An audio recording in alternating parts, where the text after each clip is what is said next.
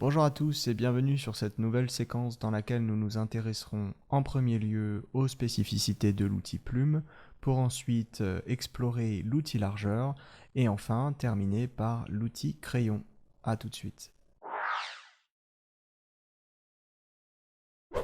L'outil Plume, dont le raccourci est P, permet de créer des tracés vectoriels. Pour créer un tracé, il faut d'abord faire un premier clic, ce qui vous permettra d'obtenir un premier point d'ancrage. Vous pouvez ainsi créer un deuxième clic pour avoir un premier tracé, un segment. Puis en faisant un troisième clic, vous obtenez un sommet d'angle. Si maintenant vous voulez créer des courbes avec l'outil Plume, vous pouvez par exemple créer un premier clic maintenu pour avoir déjà une première courbe, puis en faisant un deuxième point en maintenant votre clic, vous voyez que ici vous avez obtenu une courbe avec plusieurs points d'inflexion. Effectivement, dès qu'il y a des poignées, ce qu'on appelle des courbes de Roto-Bézier, on va parler de points d'inflexion. Si maintenant sur votre tracé vous souhaitez rajouter des points avec l'outil Plume, vous pouvez éventuellement lorsque vous tracez votre objet créer directement des points supplémentaires. Si vous avez cependant quitté cet objet et que vous voulez revenir dessus pour rajouter des points, vous voyez que ce n'est pas possible. Il vous proposera simplement de créer un autre segment. Maintenant, pour rajouter des points, il faut aller dans le menu contextuel de l'outil Plume et aller dans Ajout de points d'ancrage. Celui-ci vous permet ainsi d'ajouter des points, puis de revenir sur ces points, par exemple avec la flèche blanche. Si maintenant vous voulez revenir sur une courbe, il suffit de cliquer une première fois sur le point sur lequel vous voulez modifier le point d'inflexion et de revenir sur les tangentes à volonté.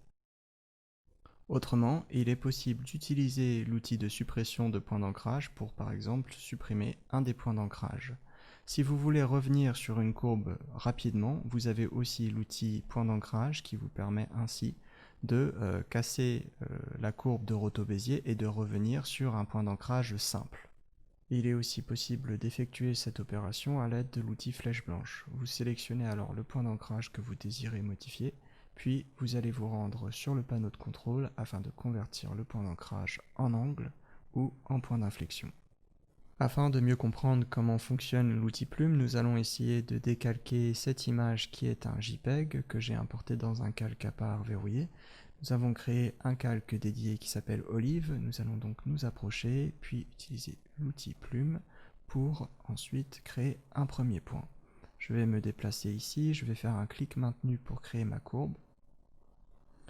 Et vous voyez que je vais ainsi créer plusieurs points d'inflexion pour générer cette forme. À tout moment, je peux revenir sur chacun des points d'ancrage avec la touche CTRL ou commande sur Mac enfoncée afin de soit bouger le point d'ancrage, soit bouger chacune des tangentes. Je vais avoir un problème ici, vous voyez que la courbe part dans le mauvais sens. Pour régler ce problème, je vais faire un clic tout simplement sur le point d'ancrage, toujours avec l'outil Plume sélectionné. Puis je vais faire un clic ici maintenu pour créer cette courbe qui a brisé en gros la tangente qui était ici. Par contre, j'ai créé une nouvelle tangente avec ce nouveau point d'inflexion et je vais avoir le même problème. Vous voyez que si je cherche à fermer encore une fois, ça va m'ennuyer. Donc je vais faire un autre clic. Puis ici, vous voyez que j'ai un petit rond qui apparaît à côté de la plume. Ça veut dire que je m'apprête à fermer cette forme vectorielle. Donc je vais faire un clic maintenu et ainsi fermer ma forme vectorielle. Il existe un autre outil pour modifier vos points d'ancrage, c'est l'outil courbure qui se situe ici. Vous voyez que d'autres points d'ancrage sont apparus. En fait, ce sont des points de courbe qui vont vous permettre ainsi de remodifier légèrement la forme. Alors, ce qui est intéressant, c'est que vous voyez que ça modifie plusieurs éléments et non pas simplement le point d'ancrage en question. En gros, ça va utiliser un algorithme qui va un petit peu lisser votre forme. Il est aussi possible de générer de nouveaux points d'ancrage supplémentaires, par exemple ici, si vous voulez un tout petit peu remodifier cette forme de manière harmonieuse. Pour créer les autres formes, je n'ai pas forcément besoin d'utiliser la plume. Je peux par exemple utiliser l'outil ellipse. Je vais commencer par tracer une première ellipse, puis avec l'outil V, je vais la placer et faire une légère rotation. Et ensuite, je vais essayer, toujours avec l'outil V, de m'accorder aux dimensions initiales de cette première olive. Je vais utiliser l'outil A maintenant pour sélectionner un point d'ancrage et revenir légèrement sur les proportions de ce point d'ancrage. Vous voyez qu'on n'est pas toujours obligé d'utiliser l'outil courbure, hein. Les points d'ancrage traditionnels fonctionnent très bien.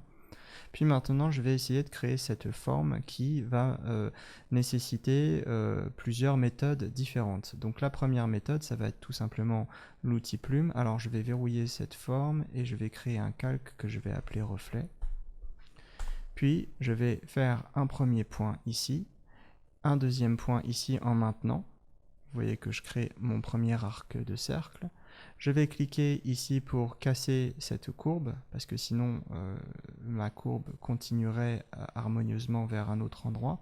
Puis je vais aller fermer cette courbe directement en cliquant et en maintenant. Et vous voyez que pour obtenir le deuxième arc, je vais encore une fois maintenir et chercher la bonne disposition. Je vais donc choisir une couleur un petit peu différente simplement pour l'exemple afin que vous puissiez bien voir cet élément. Et voilà, j'ai créé un premier reflet avec une première méthode. Maintenant, je peux sélectionner mes deux formes, donc il faut que je déverrouille Olive. Je vais sélectionner mes deux formes et je peux revenir sur cette forme avec l'outil de conception qu'on avait déjà vu, hein, l'outil concepteur de forme. Je vais donc cliquer sur Alt et maintenir Alt et cliquer sur la forme que je souhaite soustraire à ma forme initiale. Donc ça, c'était la première méthode. La deuxième méthode consiste, donc par exemple, si je prends cette olive, ici, je vais tracer encore une fois avec une ellipse. La deuxième méthode donc consiste à me placer toujours sur le calque reflet, à verrouiller olive pour pas être gêné quand je vais tracer. Je vais reprendre cette forme, cette fois-ci je vais travailler avec des contours. Alors je vais travailler avec un contour bleu pour que vous puissiez bien voir, et je vais faire un premier clic ici, et cette fois-ci je vais simplement me mettre bien au centre de l'arc de cercle que je souhaite générer. Donc vous voyez que ici j'ai une forme qui n'est pas très harmonieuse, c'est pas très beau, donc je vais aller dans Fenêtre, Contour, ici. Donc le raccourci c'est CTRL F10, mais bon, il n'est pas très simple à retenir. Puis je vais aller sur le profil pour soit sélectionner ce profil et augmenter un petit peu la graisse de contour.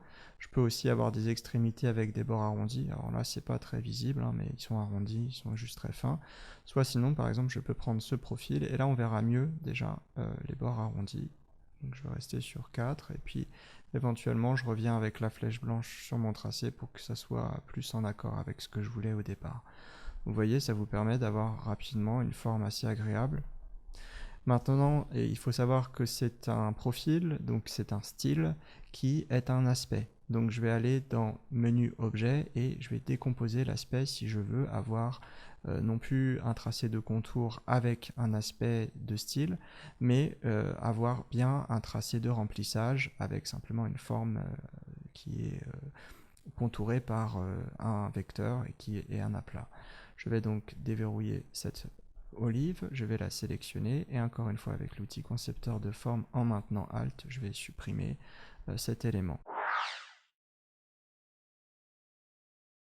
Je vais maintenant toujours me mettre sur le calque reflet, hein. Vous avez vu que c'est important parce que comme ça je bouge plus rien ici, et je vais encore une fois utiliser ma plume, je vais me placer sur un contour bleu, je vais aller ici faire un premier clic et faire un deuxième clic ici. Toujours je me place au centre, comme tout à l'heure. Sauf que cette fois-ci, je vais utiliser un nouvel outil, l'outil largeur. Alors l'outil largeur, il me permet par exemple de créer des formes un petit peu en banane, hein, en élargissant en gros le contour sur certaines zones de ce tracé de contour. Donc vous voyez que là, si je fais ça par exemple, je vais amincir le contour. Si au contraire j'élargis, je peux élargir le contour. Donc l'outil largeur est très utile, par exemple, pour créer ce genre de forme. Vous pouvez toujours l'adjoindre avec, comme vous pouvez le voir ici, des bords, des contours, des extrémités arrondies, afin d'avoir justement cette forme qui est quand même assez agréable à regarder. Je vais aller dans Menu Objet, décomposer l'aspect, comme d'habitude, déverrouiller le calque qui est en dessous, avec majuscule, je sélectionne les deux et avec l'outil concepteur de forme, je vais supprimer la forme qui doit être soustraite. Voilà, vous avez eu 3 méthodes pour faire les reflets. Passons maintenant au tracé de cette petite branche. Donc je vais m'avancer, je vais utiliser l'outil plume dans un premier temps. Vous voyez que je vais faire un premier point.